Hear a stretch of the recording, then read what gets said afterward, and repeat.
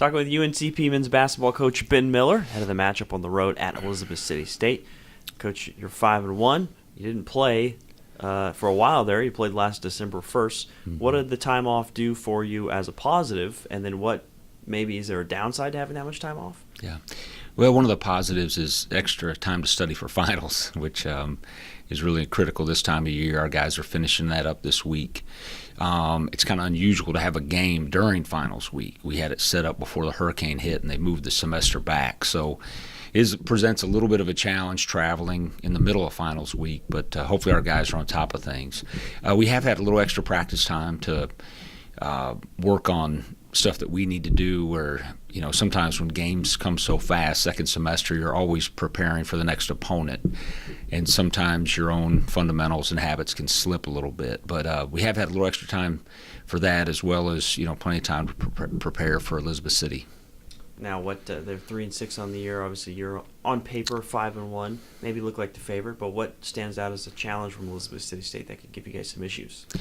Well, they've got a zone that we haven't seen very much of, a 3-2. They've played a couple different kinds of zone.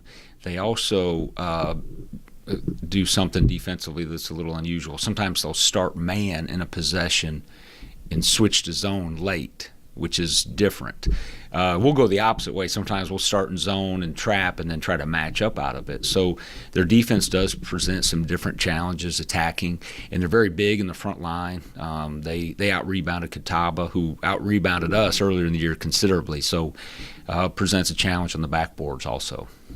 You mentioned rebounding, and that's obviously always been an important aspect of the team's success under your helm, but there's a rule for the team that every time they're out-rebounded, they have to get up earlier, right? So a half hour every game that they're out-rebounded from 7 a.m. and then downward. Mm-hmm. I guess with that rule and in general, or especially with that rule, how important is that to motivate them to not get out-rebounded?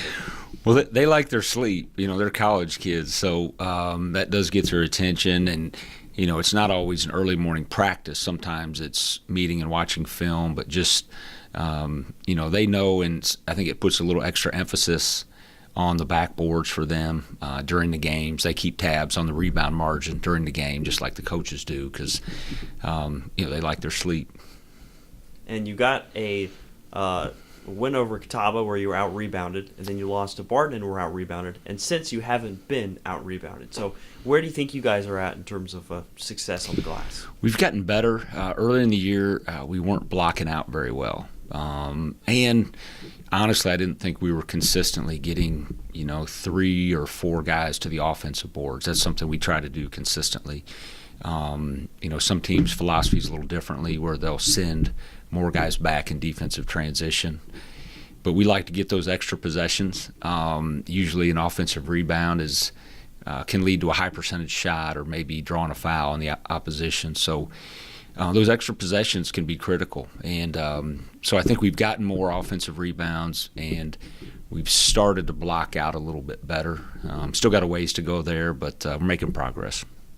You guys have had a lot of balance this year scoring. But James Murray Boyles has led the way, and he just surpassed 1,000 points for his career.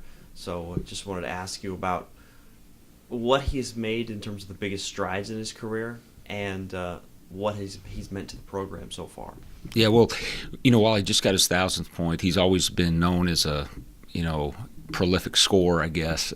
Even when he came off the bench, he always gave us a big lift. But the biggest growth he's made the last couple of years is at the defensive end with his consistent effort in practice to guard. And I think that's really set him up to become an excellent leader for us this year as a senior, that he's playing both ends of the floor.